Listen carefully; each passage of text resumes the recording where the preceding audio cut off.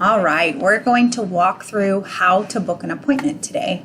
So first thing that we're going to do is we're going to come up to the top left-hand corner, select Find, and we're going to search for the client's last name by asking, what's your last name? For this example, we're going to use Janice Jucker. So last name Jucker, you can always ask for the patient name. I've also heard some team members ask by their cell phone number. That helps identify the client a lot easier if it's a common last name like Smith. You can see here for Smith, we have a ton of clients with the last name Smith. So again, it does help if you are asking for their client phone number. You can also search by first name, last name, patient name, if they know their microchip number, rabies tag number, email address, or their regular address. You can scroll that down and find that content as well. Okay, so for example, we're going to be using Janice Jucker for today. Okay, let's say Miss Jucker was calling to bring Honey Bun in for an appointment. Okay, so now I'm on Janice Jucker's account. You can see up here at the top left-hand corner, it's got the account number 25778, Janice Jucker. And for Honey Bun, you always want to confirm that you're on the correct account before you go ahead and book an appointment. Now we're going to take a look at Easy Time and identify where our next available appointment is. Okay, so if we're looking at the schedule for today, does not look like we have anything open. We do have one cancellation for this afternoon, but if you look behind there, there's a black box, which means that that doctor has elected to not do an appointment there. So taking a look at the next day, if we scroll up, you can see we do have one opening for Dr. Cooper. Okay, so we can ask the client, Ms. Jucker, if they want to be scheduled with Dr. Cooper. Another rule of thumb is you can look in patient's processing, MR history, and we can kind of see which doctor has seen this patient in the past. It looks like Dr. Jeff Chalkley has seen the patient in the past. So one of the things that we ask the client is do you have a specific doctor that you would like to see? Let's say Ms. Jucker did say that they wanted to see Dr. Chalkley. I would still ask that client, okay, I do have an appointment open tomorrow, Tuesday the 10th. Looks like it's going to be for a 3 p.m. I know it's kind of hard to see which time, but if you highlight over the appointment time and look right here, it tells you the time, okay? So you can highlight over it and see that that time will reflect. So I know it's kind of hard to see how these lines divide up, and each doctor starts appointments at different times.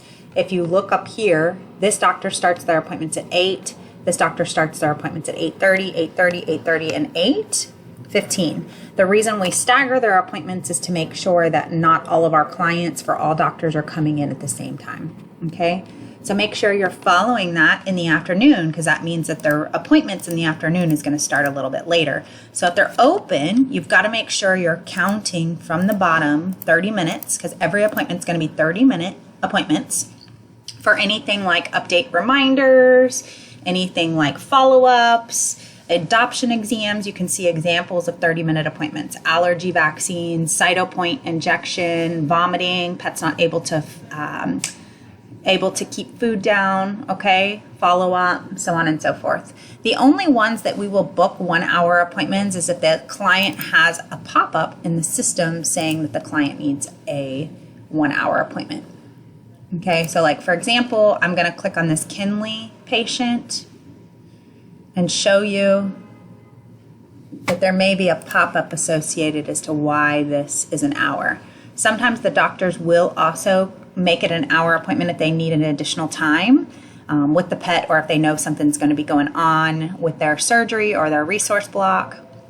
There is no reason as to why that one update reminder vaccines is an hour. I'm assuming that the doctor made that appointment an hour. If you're not sure about how long an appointment needs to be booked for, then please make sure you're asking your team leads. Some examples of 1-hour appointments are going to be include any kind of radiographs for lameness. This will also include an ultrasound. We prefer to book those appointments as the first appointment of the day, so an 8 or an 8:30 appointment, and we ask that those be an hour. The other appointment that's going to be an hour would be for an international health certificate. Dr. Chalkley and Dr. Baruzzi are the doctors who do that. Or if a new client, new patient is requesting to see Dr. Eckerman, those are the exceptions that they will be a 1-hour appointment. Otherwise, go ahead and schedule everything for a 30-minute appointment. Okay, so let's go back to Janice Jucker because I'm off of her account now. We're going to go to Jucker. Okay, we're talking about Honeybun again. So I'm going to click on Honeybun's account. And then you'll see that it will rotate from Kenley's account that we were looking at to now Janice Jucker's account again. And Ms. Jucker told me on the phone that she does not want to see Dr. Cooper. She wants to see Dr. Chalkley. So we're just going to thumb through each day by clicking on the calendar, going to the next day, and we're going to look to see what Dr. Chalkley's next available appointment is. And it looks like that's going to be Friday the 13th. So then if we scroll over on Friday the 13th, you'll see this is a 9 a.m. appointment right there, 9:30, so on and so forth. He's open pretty much all day, and then he's got an afternoon appointment. So one of the things that I asked the client is Dr. Chalkley is available Friday the 13th. He's got some openings starting at 9 a.m. all the way up until about 11:30 a.m. And then he's got one appointment at 3:30. What is your preference? So let's say Ms. Jucker said that this 3:30 block was the one that she wanted. What you're going to do is you're going to click on that spot at the top of the appointment time, because you can see this is a 30-minute block. You're going to right click on that and you're going to come up to add appointment for Janice Jucker. Okay. Next screen is going to be the account information. You want to make sure that Honeybun's name is selected here, that your appointment time is set for 30 minutes.